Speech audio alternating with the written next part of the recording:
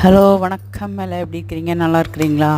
இன்றைக்கி வந்து குக்கர்லேயே புளி சாதம் பாருங்கள், கோயில் புளியோதரை மாதிரி டேஸ்ட்டாக ரெடி ஆயிடுச்சு. தயிர் சாதம் அப்படித்தான், நல்லா உருளைக்கிழங்கு 2 வறுத்து தயிர் சாதம் பாருங்கள், அப்படியே க்ரீமியாக டேஸ்டியாக சூப்பராக ரெடி ஆயிடுச்சு. அப்புறம் உருளைக்கிழங்கு 2 வறுத்துருக்குறேங்க.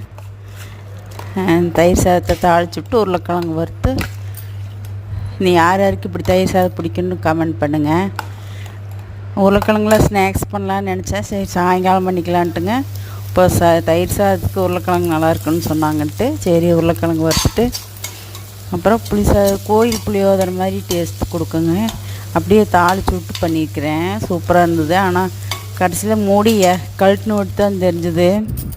சரி இப்போ நல்லா இருந்தது. சரி மறுபடியும் அடுத்த டைம் எப்போவுமே சாதம் வச்சு தான் புளி பேஸ்ட் போட்டு பண்ணுவேன். இன்றைக்கி வந்து அப்படியே தாளிச்சு விட்ருக்குறேங்க.